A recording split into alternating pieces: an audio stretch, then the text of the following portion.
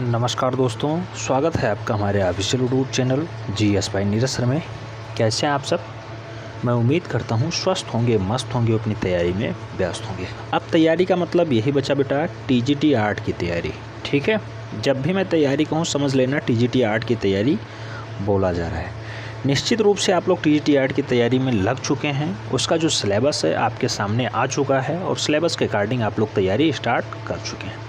आज की ये दूसरी क्लास है। कुछ लोग सोचते हैं कि ये 20-25 मिनट के वीडियो में क्या होता है। अगर बेटा ऑफलाइन क्लास होती तो जो ये ऑनलाइन 15 से 20 मिनट में डाटा बताया जाता है, वही ऑफलाइन क्लास में लगभग 1 से 1.5 घंटे में बताया जाता। 1 घंटे 15 मिनट, 1 घंटे 20 मिनट का लेक्चर इतना बड़ा होता है। आप सब जानते हैं कि ऑनलाइन में डाटा अच्छा मिलता है, ज़्यादा मिलता है, कम्पैक्ट मिलता है, लेकिन ऑफलाइन में आपको डाटा कम मिलेगा, टाइम थोड़ा ज़्यादा लगेगा और आने जाने में भी असुविधा होती है। कल की हमने वीडियो में चित्रकला की परिभाषाएं देखी, जैसे किसी समतल, धरातल, जैसे भित्ति, काष्ठफलक आदि रेखाओं की सहायता से लंबाई, चौड़ाई, गोलाई, ऊंचाई अंकित करके किसी रूप का आभास करा दिया जाए, वही चित्रकला कहलाता है। ऐसी परिभाषा हमने कल देखी थी। हालांकि कहीं पे परिभाषा पूछा नहीं जाता है, जो पूछा जाता था उस पे हमने विशेष फोकस किया था। चित्रकला किस भाषा का शब्द है? संस्कृत भाषा का शब्द है। जो पूछा गया है अभी तक उस पे हम विशेष फोकस करेंगे। आज के इस वीडियो में हम लोग जो है प्रागैतिहासिक काल के बारे में देखेंगे।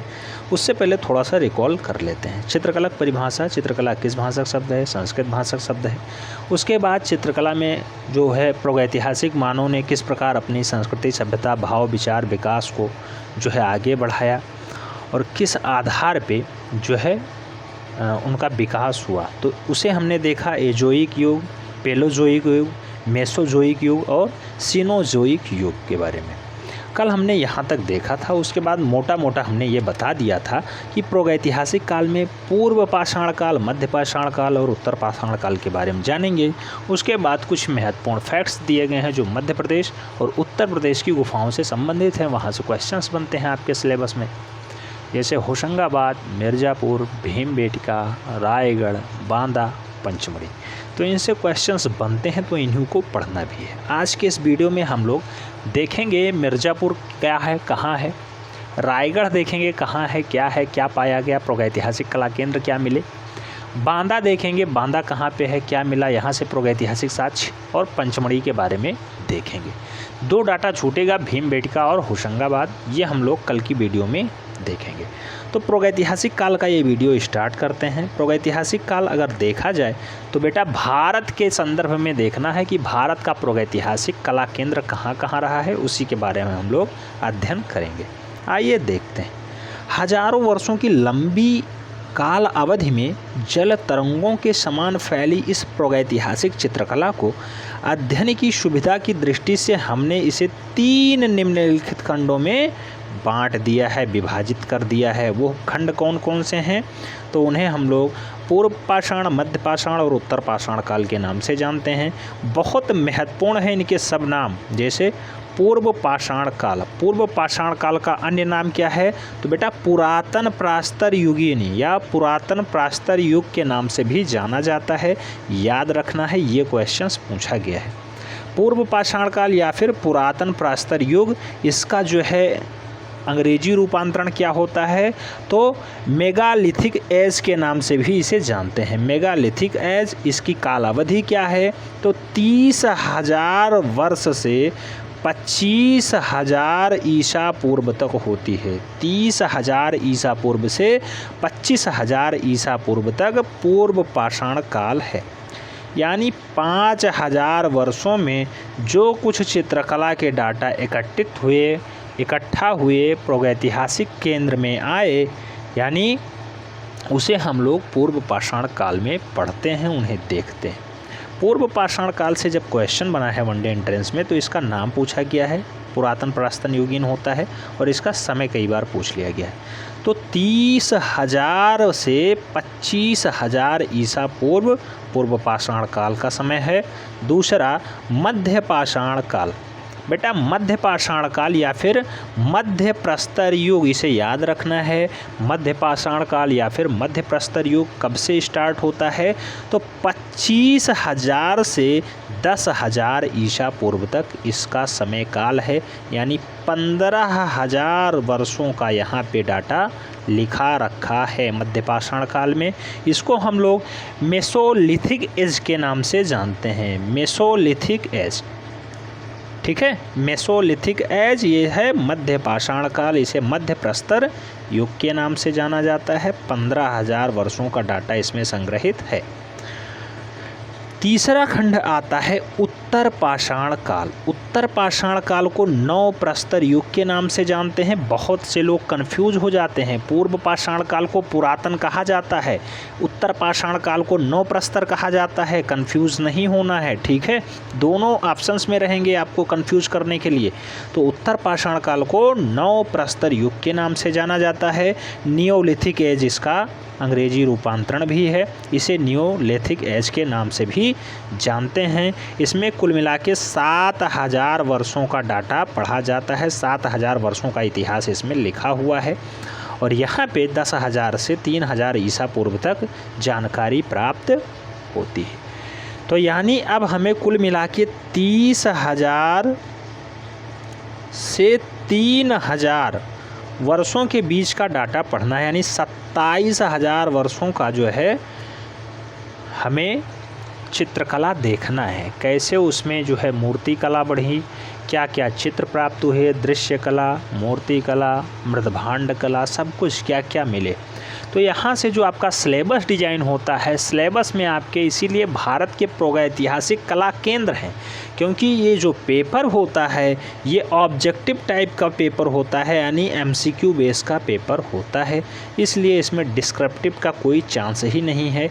एक ही पेपर होता है, 125 प्रश्न पूछे जाएंगे आपसे और 125 प्रश्नों को आपके पूरे सिलेबस से डिजाइन किया जाएगा। 500 नंबर का एक पेपर होगा। इस 500 नंबर में सबसे हाईएस्ट नंबर आपको लाना है, तब आपका फाइनल सिलेक्शन होगा।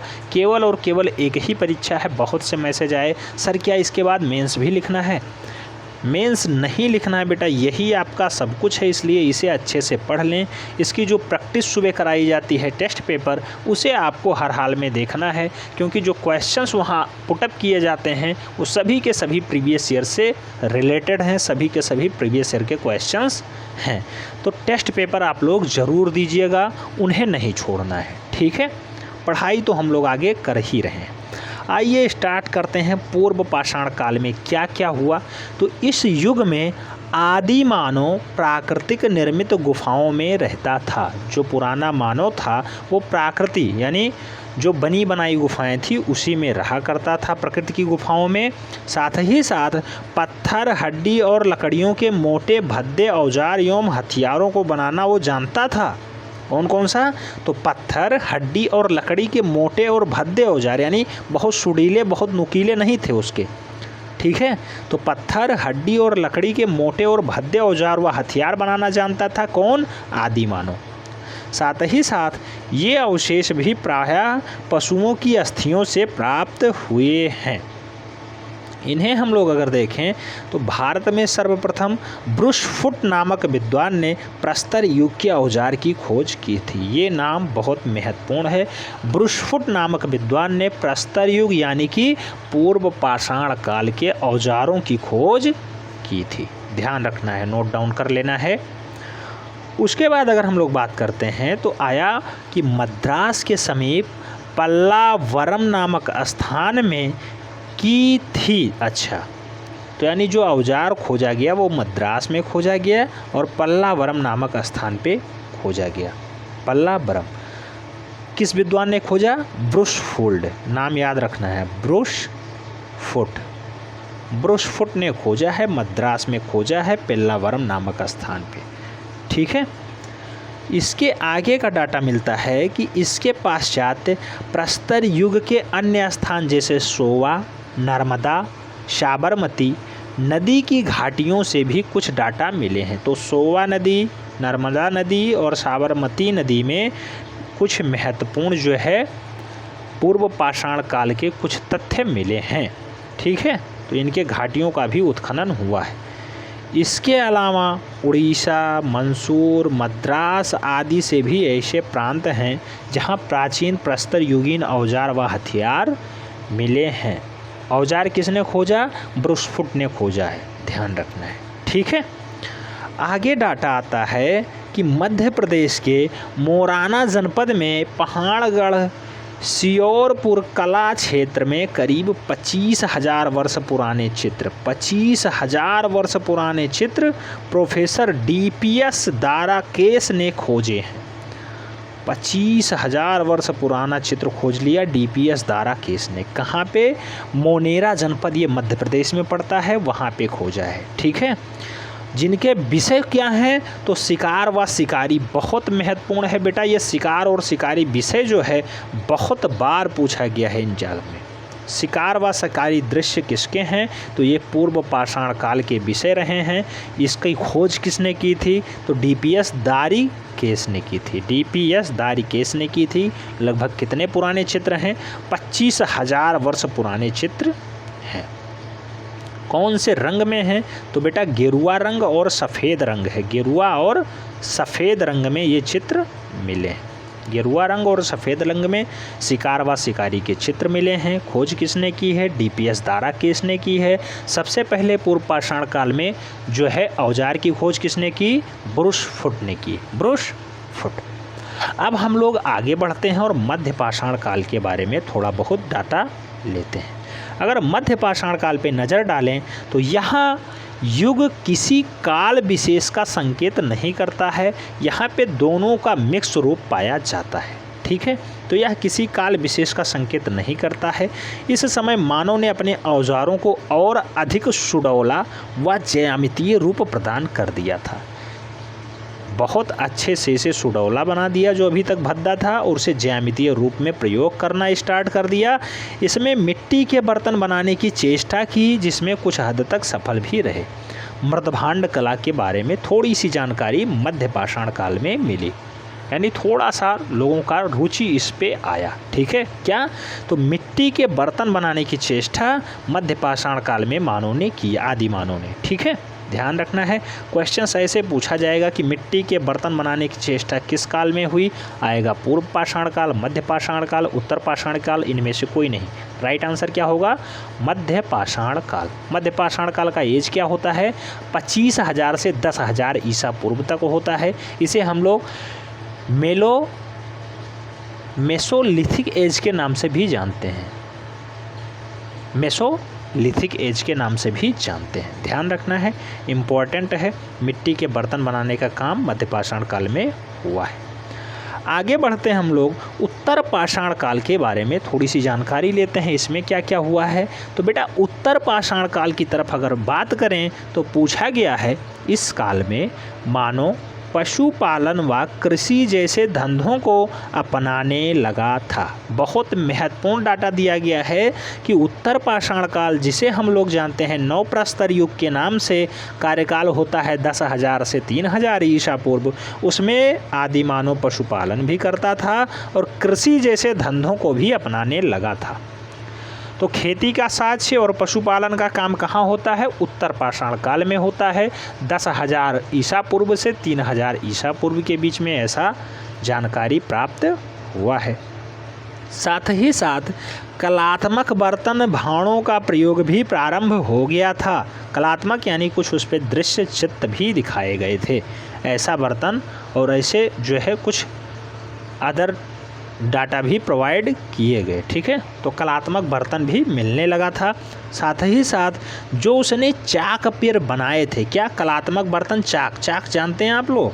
चाक इस टाइप का एक गोलाकार वो होता है, बड़ा सा जो है पत्थर का वो, इसमें एक कॉर्नर पे गड्ढा होता है और ये मिड पॉइंट होता है इसका, ठीक है। इस मिड पॉइंट पे रखा जाता है एक सैल के ऊपर और इस कॉर्नर वाले से ऐसे घुमा दिया जाता है इसे, तो ये घूमता रहता है। इस पे बर्तन बनाने का काम होता है, बहुत अच्छा काम होता है, ठीक है। कलात्मक बर्तन इस पे बनाया जाता है। आप देखते होंगे विभिन्न टाइप के मृदभांड इसी पे तैयार किए जाते हैं, चाक पे ही, ठीक है। तो चाक के माध्यम से बर्तन बनाया जाता है, चाक होता है, ठीक है। तो चाक बनाए गए थे, उसमें घुमक्कड़ स्वभाव में भी अंतर आया। मनुष्य पहले घूमा करता था, ऐसे मार के आदमी को खा लेता था, पका के कुछ नहीं खाता था। अब क्या हुआ, पशुपालन और कृषि जैसे धंधे आ गए, थोड़ा सा जागरूक हुआ मानो, और वो घुमक्कड़ स्वभाव को भी छोड़ चुका था, थोड़ा बहुत बदलाव आ चुका था। उसने अब गांव में बसना स्टार्ट कर दिया था। पहले लोग कहाँ रहते थे, जो प्रकृति निर्मित गुफाएं थी उसी में रहा करते थे। पूर्व पाषाण काल में प्रकृति निर्मित गुफा जो बनी बनाई पड़ी है वहीं रहेंगे। लेकिन उसके बाद अब क्या आया, धीरे धीरे समय बदलता गया। उत्तर पाषाण काल में ऐसा अंतर देखने को मिला, जो मानो घूमा करता था उसका घुमक्कड़ स्वभाव भी बदल गया, साथ ही साथ वो गाँव में रहना यानी सभी लोग इकट्ठा रहने का प्रयास करने लगे। ठीक है, आगे डाटा है कि भारत में प्रागैतिहासिक चित्रकला की खोज सर्वप्रथम अंग्रेजों ने की थी। अंग्रेज जो भारत पे शासन किए, उन्होंने सबसे पहले प्रागैतिहासिक चित्रकला को भी खोजा है। याद रखना, वन लाइनर बेस में सीधे प्रश्न पूछा जाएगा, अक्सर लोग कंफ्यूज हो जाते हैं और गलत लगा देते हैं। तो प्रागैतिहासिक चित्रकला की खोज सबसे पहले अंग्रेजों ने की है। कहाँ पे, भारत में। यह खोज भारत की कला संस्कृति को समझने के लिए उन जिज्ञासुओं से प्रेरित होकर की गई है जो यहाँ पर शासन करने आए थे। तो बेटा इसकी खोज किस लिए की गई कि भारत की कला और संस्कृति को बचाया रखा जाए, और किस तरह से यहाँ पे लोग शासन करने आए थे उनको थोड़ा सा समझने का भी प्रयास किया जाए कि किस तरह से भारत की कला और संस्कृति थी। ज्ञात तथ्यों के आधार पे जॉन कॉकबर्न और कार्लाइन को ही सर्वप्रथम शिला चित्रों की खोज का श्रेय दिया जाता है। कार्लाइन और कॉकबर्न, जॉन कॉकबर्न और कार्लाइन ने ही सबसे पहले ऐसा काम किया कि भारत में प्रागैतिहासिक चित्रकला को खोजा। नाम याद रखना, जॉन कॉकबर्न और कार्लाइन। ठीक है, आगे के बारे में अगर हम लोग बात करें तो कहा गया है किन्होंने कॉकबर्न और कार्लाइन ने 1880 ईस्वी में मिर्ज़ापुर की पहाड़ियों को घोड़मगर नामक स्थान पे आहत सूअर का चित्र प्राप्त किया था। आहत सूअर, ठीक है, घोड़मगर नामक स्थान पे ऐसा चित्र प्राप्त हुआ था। कहाँ पे, मिर्ज़ापुर में। आगे देखें तो यहाँ पर बारहसिंघा, सांभर, गैंडा का शिकार का चित्र भी प्राप्त हुआ है। कहाँ पे, प्रागैतिहासिक चित्रकला केंद्रों में ऐसा काम हुआ है कि बारहसिंघा के चित्र, सांभर के चित्र, गैंडे के चित्र ये सब प्राप्त हुए हैं। आगे हम लोग देखेंगे कौन सा चित्र कहाँ प्राप्त हुआ है, कौन मिर्ज़ापुर में मिला, कौन भीमबेटका मिला, कौन रायगढ़ में मिला, कौन बांदा में मिला, कौन पंचमढ़ी में मिला, और कौन जो है होशंगाबाद में मिला। तो पंचमढ़ी हम लोग अभी देखने वाले हैं लेटेस्ट में। ठीक है, आगे कहा जाता है कि कॉकबर्न ने 14 मार्च 1883 को लिखा था कि विजयगढ़ दुर्ग के पास हरनीहरन नामक स्थान पे, हरनीहरन नामक गुफा में उन्होंने सांभर, बारहसिंघों आदि अनोख पशुओं की चित्र प्राप्त किए हैं। तो कहाँ पे, हरनीहरन नामक गुफा में सांभर का चित्र और कुछ अन्य चित्र भी प्राप्त किए हैं। किसने, तो कॉकबर्न ने। कॉकबर्न कब, 1883 में ऐसा काम करने में सफल हो पाते हैं। तो 14 मार्च 1883 को कॉकबर्न खोजते हैं कौन चित्र, सांभर के चित्र। कहाँ पे, हरनीहरन गुफा में। ठीक है, उसके साथ साथ अनेक चित्र और देखते हैं, जैसे कि बारहसिंघों पर अनेक पशुओं के चित्र भी प्राप्त हुए हैं। यहीं पर एक गैंडे के शिकार का चित्र है जिसमें 6 आदमी भाले से हमला कर रहे हैं। डाटा बहुत इम्पॉर्टेंट है, कई बार पूछा गया है। 6 आदमी भाले से हमला कर रहे हैं। लोहारी गुफा में भी लौह फलक का भाला तथा शिकारों का चित्र मिला है। कौन सी गुफा में, लोहारी गुफा में। लोहारी गुफा में क्या मिला है, तो लौह फलक मिला है और भाला मिला है। साथ ही साथ शिकारी के भी चित्र वहाँ अंकित हैं, बनाए गए हैं। ठीक है, तो इसकी खोज का श्रेय किसे जाता है, कॉकबर्न को जाता है। अब आगे हम लोग बात करते हैं तो प्रागैतिहासिक चित्रों की खोज को आगे बढ़ाने का कार्य मनोरंजन घोष साहब ने किया है, प्रोफेसर वाकाणकर ने किया है। डाटा बहुत ही महत्वपूर्ण है, नाम याद रखना है। प्रागैतिहासिक चित्रों की खोज को आगे बढ़ाने का कार्य अब कौन कर रहे हैं? तो अब काकबर्न के बाद मनोरंजन घोष जी कर रहे हैं, वाकाणकर जी कर रहे हैं, संकलिया प्रोफेसर संकलिया जी कर रहे हैं और डॉक्टर जगदीश गुप्ता जी कर रहे हैं। तो मनोरंजन घोष, वाकाणकर, संकलिया और जगदीश गुप्ता चारों नाम याद रखना है। प्रागैतिहासिक चित्रों की खोजने का श्रेय अब इन्हें जाता है, आगे का काम ये कर रहे हैं। 14 मार्च 1883 को काकबर्न ने ऐसा काम किया था। क्या? लाहौरी गुफा में लोहे का फलक देखा, वहाँ पे एक शिकारी का चित्र भी देखा, 6 आदमी भाले से हमला कर रहे हैं, उसमें ऐसा चित्र किसने देखा? तो ये काकबर्न ने देखा था। लेकिन अब प्रागैतिहासिक चित्रों की खोज का काम कौन बढ़ा रहा है आगे? तो मनोरंजन घोष। ऑप्शंस में यही आएगा, कौन प्रागैतिहासिक चित्रों की खोज को आगे बढ़ा रहा है। एक ऑप्शंस में नहीं होगा, वही आपको राइट आंसर मारना होगा। कहेगा 3 इनमें से हैं, एक नहीं है। तो मनोरंजन घोष, वाकाणकर, प्रोफेसर संकरिया और जगदीश गुप्ता ऐसा काम कर रहे हैं। ठीक है, नाम याद रखना है प्रत्येक का। विश्व के अनेक देशों में भी प्रागैतिहासिक चित्र प्राप्त हुए हैं, जैसे फ्रांस की लॉस्को की गुफा। तो फ्रांस में क्या है? लॉस्को की गुफाएं हैं। स्पेन में अल्टामीरा की गुफा है, बहुत महत्वपूर्ण है, डाटा दोनों पूछा गया है। ठीक है, फ्रांस की लॉस्को की गुफा है, स्पेन की अल्टामारा की गुफा है और कोगुलिएशन स्थान बहुत ज़्यादा फेमस भी है। कोगुला स्थान जो है बहुत ज़्यादा फेमस भी है। तो स्पेन में क्या है? अल्टामीरा है और फ्रांस में क्या है? लास्को की गुफा है। ठीक है, तो ये विश्व लेवल पे कुछ प्रागैतिहासिक चित्र और हैं, जैसे कि फ्रांस की लास्को गुफा और स्पेन की अल्टामीरा गुफा। और भारत में तो हैं ही क्या क्या? होशंगाबाद, मिर्ज़ापुर, भीमबेटका, सायगढ़, बांदा, पंचमढ़ी, ये सब इसी में आते हैं, भोपाल के निकट वाला क्षेत्र।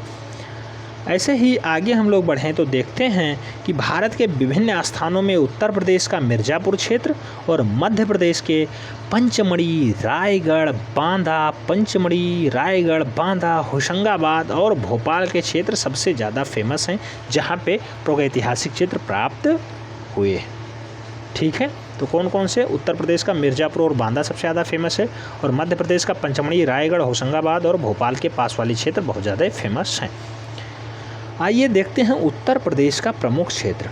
तो बेटा उत्तर प्रदेश आप जानते हैं राजधानी लखनऊ है, मुख्यमंत्री योगी आदित्यनाथ हैं, पुनः सरकार बनाने में सफल हुए हैं, 37 सालों का रिकॉर्ड तोड़ा है।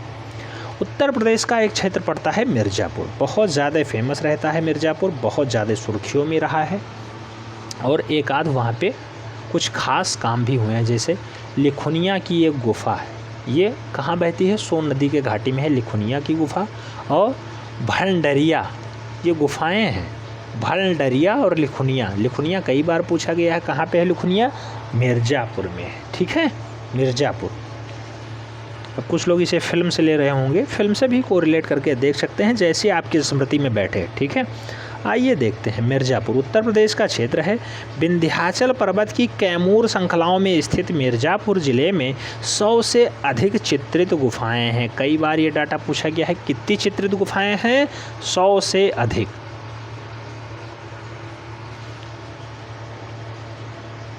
सौ से अधिक चित्रित गुफाएं हैं तथा शैलाश्रित भी प्राप्त हुए हैं।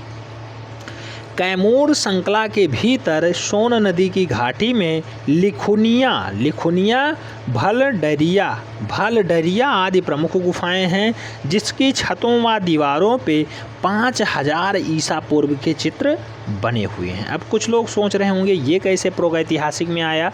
तो बेटा आप जानते हैं कि 30,000 ईसा पूर्व से 3000 ईसा पूर्व तक फाइनली क्या चलता है? तो ये प्रागैतिहासिक काल चलता है, जिसे हम लोग उत्तर पाषाण काल के नाम से जानते हैं। सबसे लास्ट उत्तर पाषाण काल और सबसे स्टार्टिंग पूर्व पाषाण काल।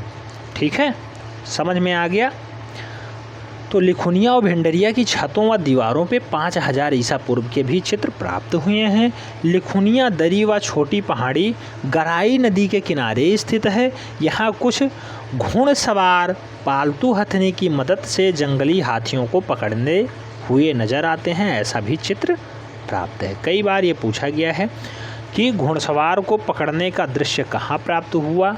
तो ये कहाँ प्राप्त हुआ है बेटा? मिर्ज़ापुर में प्राप्त हुआ है, लिखुनिया स्थान पे। ठीक है, आगे घुड़सवारों के हाथों में लंबे लंबे भाले हैं। यहाँ के एक अन्य चित्र में मुंह ऊपर उठाए मृत्यु कष्ट से कराहता एक जंगली सूअर, बहुत फेमस है बेटा, बहुत बार पूछा गया। जंगली सूअर सबसे ज़्यादा बार पूछा गया है, मिर्ज़ापुर का एक फेमस दृश्य है, बहुत ही महत्वपूर्ण है। ठीक है, तो मृत्यु कष्ट से कराहता हुआ जंगली सूअर जान पड़ता है। इसी क्षेत्र में लोहरी नामक स्थान पे एक दरी में एक आदमी हाथ में जलती हुई मसाल लिए बाघ का सामना कर रहा है। पहला चित्र सबसे ज़्यादा फेमस कौन है? तो जंगली सूअर है, ये मृत्यु कष्ट से कराह रहा है। दूसरा क्या है? एक दरी में एक आदमी हाथ में जलती हुई मसाल लिए है और दूसरी ओर बाघ का सामना कर रहा है। आप लोग सोचेंगे तो देखेंगे कि कितना मार्मिक दृश्य है ये। एक साइड में वो मसाल लिए है, डरा रहा होगा बाघ को कि हमारे पास ना आए, और दूसरी साइड में वो कुछ दिखा भी रहा होगा। इस टाइप का दृश्य जब बनाया गया तो ये कहाँ प्राप्त हुई है? मिर्ज़ापुर में प्राप्त हुई है। उत्तर प्रदेश का क्षेत्र है मिर्ज़ापुर। ठीक है, ध्यान रखना है। मिर्ज़ापुर में सबसे ज़्यादा रंगों का प्रयोग कौन कौन से हुए हैं?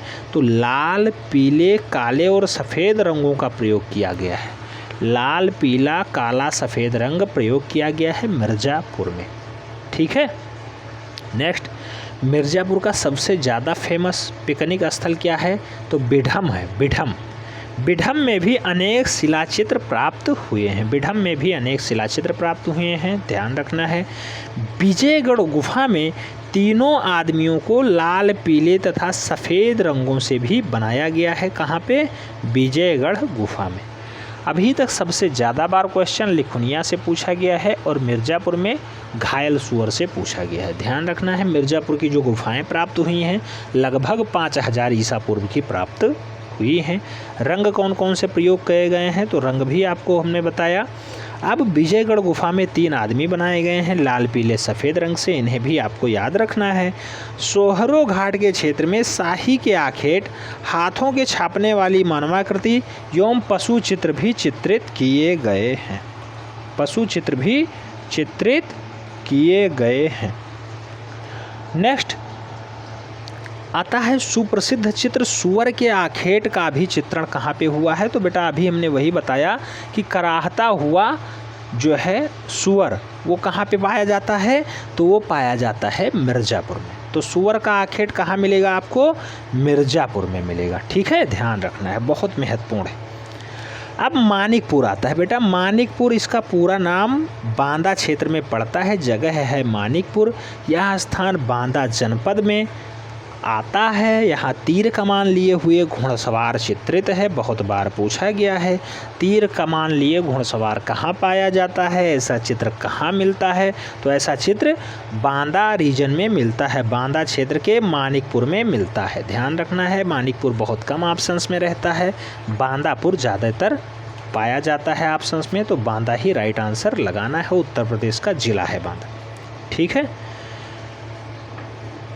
बेपहियों की छकड़ा गाड़ी, बेपहियों की छकड़ा गाड़ी मतलब बिना पहिए की छकड़ा गाड़ी है, उसमें बैठा हुआ व्यक्ति एक दृश्य में भी पाया जाता है। तो बेपहियों की छकड़ा गाड़ी में बैठा हुआ व्यक्ति का दृश्य कहाँ मिलता है? बांदा में मिलता है।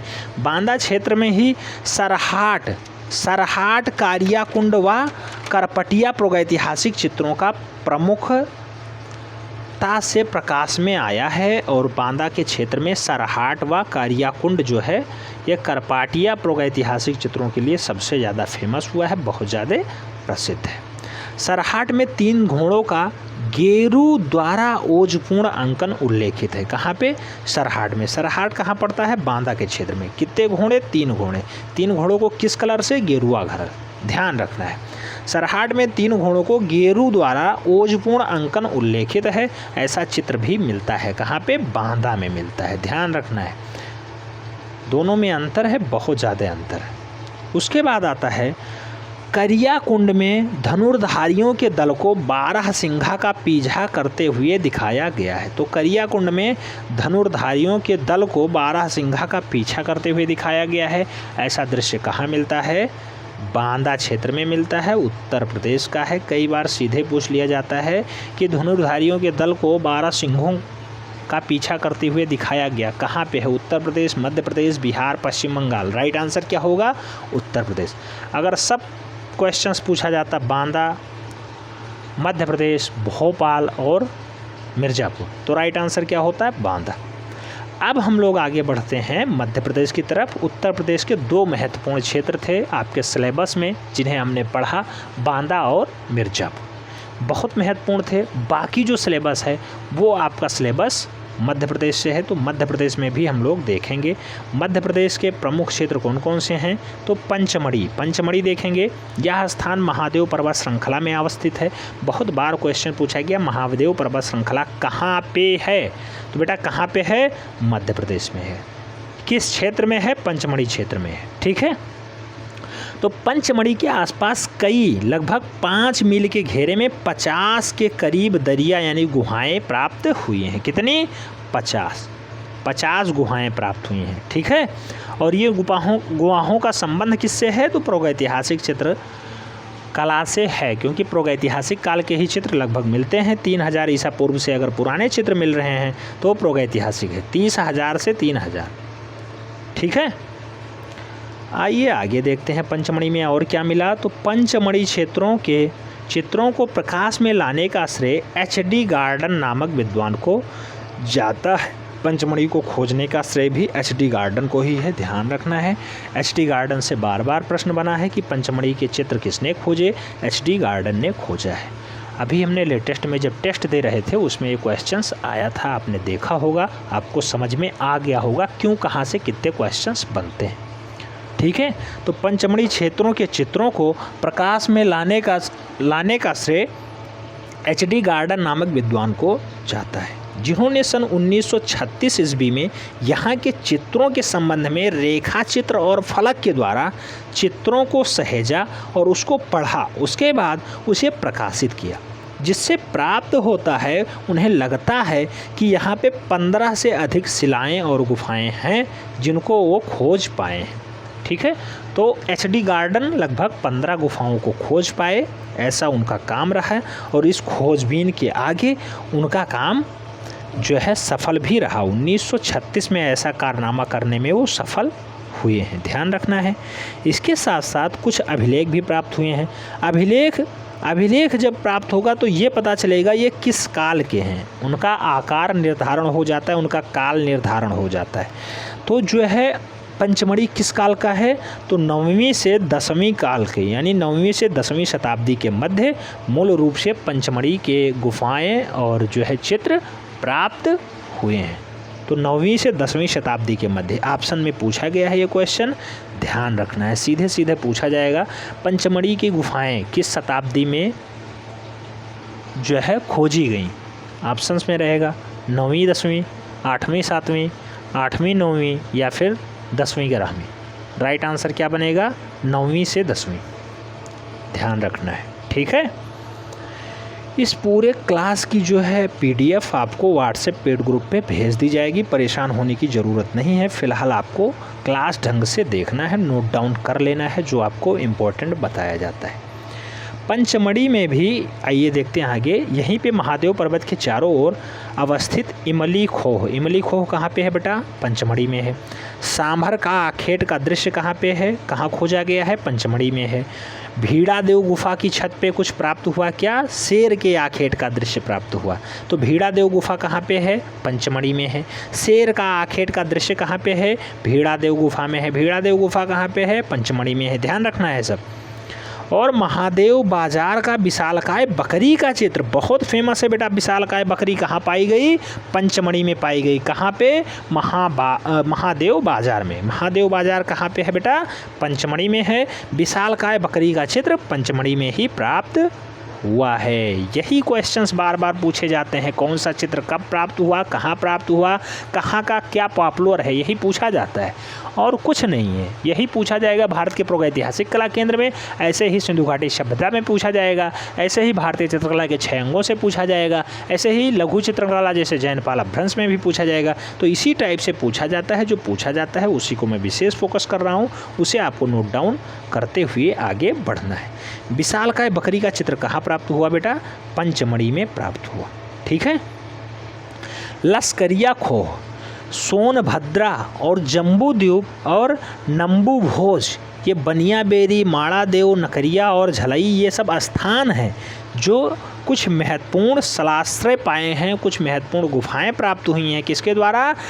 D.H. गार्डन के द्वारा। D.H. गार्डन के द्वारा उसको इन्होंने बताया है। तो लश्करिया खेह कहाँ पे है?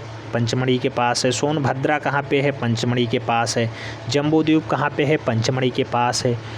नंबूभोज कहाँ पे? पंचमढ़ी के पास है। बनियाबेरी कहाँ पे है? पंचमढ़ी के पास है। मांडादेव कहाँ पे है? पंचमढ़ी के पास है। नाकिया और झलाई कहाँ पे है? ये भी पंचमढ़ी के पास प्राप्त जो है बहुत महत्वपूर्ण स्थान है जहाँ पे कुछ गुफाएं प्राप्त हुई हैं। यहाँ पे पशु तथा आखेट चित्रों के अतिरिक्त जो है सशस्त्र युद्ध दृश्य, आखेट तथा नृत्य वंदन के चित्र मिलते जुलते हैं। तो आखेट चित्रों का अतिरिक्त दृश्य कहाँ प्राप्त होता है? पंचमढ़ी में। शस्त्र युद्ध का दृश्य कहाँ प्राप्त होता है? पंचमढ़ी की गुफा में। नृत्य वादन का चित्र कहाँ मिलता है बेटा? तो वो मिलता है पंचमढ़ी में। सबसे ज़्यादा फेमस जो अभी पंचमढ़ी में प्राप्त हुआ है विशालकाय बकरी का चित्र। ठीक है। और विशालकाय बकरी का चित्र, साथ ही साथ मिर्ज़ापुर में क्या सबसे फेमस है? सूअर, कहारता हुआ सूअर। ठीक है। तो अब हम लोग पंचमढ़ी को ख़त्म करते हैं और रायगढ़ की तरफ आगे बढ़ते हैं। रायगढ़ मध्य प्रदेश का एक प्रमुख जनपद है, जिला है, ध्यान रखना है। रायगढ़ जो है मध्य प्रदेश का एक फेमस जिला है। यह मध्य प्रदेश का प्रमुख जनपद है। यहाँ भी प्रागैतिहासिक चित्र प्रचुर मात्रा में उपलब्ध हुए हैं। यहाँ कबरा पहाड़ी क्षेत्र व सिंघनपुर गांव, बेटा बहुत बार पूछा गया है, सिंघनपुर गांव कहाँ है? रायगढ़ में है। सिंघनपुर गांव के निकट एक दरिया मिलती है, वो दरिया फेमस है, रायगढ़ के पास पाई जाती है। रायगढ़ जिला है किसमें? मध्य प्रदेश में। रायगढ़ कहाँ पाया जाता है? कई बार यही पूछा गया है, रायगढ़ कहाँ है? मध्य प्रदेश में है। सिंघनपुर गांव कहाँ है? रायगढ़ में है। सिंघनपुर गांव कहाँ पे है? मध्य प्रदेश में है। अगर रायगढ़ ऑप्शन में ना हो तो सिंघनपुर गांव कहाँ पे है? मध्य प्रदेश में है। फेमस है, कुछ खास दरिया मिली है यहाँ पे, इसलिए। इसके पास बौतालदा की विशालकाय गुफा, जिसमें हिरण, छिपकली, जंगली भैंसों का अंकन है। तो जंगली भैंस कहाँ से प्राप्त होते हैं? रायगढ़ से प्राप्त होते हैं। जंगली भैंस कहाँ से प्राप्त होते हैं? रायगढ़ से प्राप्त होते हैं। विशालकाय बकरी कहाँ से प्राप्त होती है? विशालकाय बकरी कहाँ से प्राप्त होती है बेटा? अभी लेटेस्ट में हमने पढ़ा, पंचमढ़ी से प्राप्त होती है। कहारता हुआ सूअर कहाँ से प्राप्त होता है? कहाँ से प्राप्त होता है? मिर्ज़ापुर से प्राप्त होता है। याद रखना है। छिपकली, विशालकाय छिपकली कहाँ प्राप्त होती है? तो विशालकाय छिपकली भी आपके कहाँ से प्राप्त होती है? रायगढ़ से प्राप्त होती है, मध्य प्रदेश का क्षेत्र है। जंगली भैंसा कहाँ प्राप्त होता है? ये भी रायगढ़ से ही प्राप्त होता है। एक दृश्य में जंगली भैंसों का शिकार करते हुए मानवाकृतियों को भैंसों के चारों ओर संयोजित किया गया है। रेखाएं भावपूर्ण एवं ओज के लिए बनाई जाती हैं। अन्य चित्रों में नाचते, युद्ध करते एवं पालतू पशुओं के सजीव चित्र भी मिलते हैं। ये चित्र गेरुआ एवं रामरथ जैसे भूरे रंगों से बने हुए हैं। कई बार पूछा गया है चित्र कैसे बने हैं, जैसे भैंसों का चित्र कैसा बना? तो भूरा बना। भूरा ना हो ऑप्शन में, गेरुआ राइट आंसर हो जाएगा। ऐसे ही अगर पूछ लिया जाए हिरण का चित्र कैसा बना? भूरा बना। अगर भूरा ऑप्शन में नहीं है, गेरुआ हो जाएगा। ऐसे ही अगर पूछ लिया जाए छिपकली, विशालकाय छिपकली का चित्र कहाँ प्राप्त हुआ है? रायगढ़ में प्राप्त हुआ है, गेरुआ रंग से बना हुआ है। गेरुआ अगर नहीं है तो भूरा राइट आंसर हो जाएगा। ठीक है। सिंघनपुर गाँव कहाँ पे है? रायगढ़ में है। तो उम्मीद करता हूँ आपको ये इतने डाटा समझ में आ गए होंगे। आज की क्लास यहीं बाइंड अप करते हैं। मिलते हैं हम लोग नेक्स्ट सेगमेंट में। अभी एक क्लास और होगी भारत के प्रागैतिहासिक कला केंद्रों से संबंधित, जिसमें हम लोग होशंगाबाद और भीमबेटका पे विशेष नज़र रखने वाले होंगे। भोपाल से भी कुछ क्वेश्चंस बनते हैं, उनको भी देखने का प्रयास करेंगे। पहले रिवीजन करेंगे, उसके बाद हम लोग क्लास पे आएंगे। आपको ये क्लास कैसे लगी कमेंट के माध्यम से ज़रूर बताना है। चैनल पे नए जुड़े हैं तो चैनल को सब्सक्राइब कर लें, बेल आइकन प्रेस कर लें, जिससे कि नोटिफिकेशन आपको टाइम से मिले और आप चैनल का भरपूर लाभ टाइम से ले सकें। मिलते हैं नेक्स्ट वीडियो में, तब तक के लिए जय हिंद।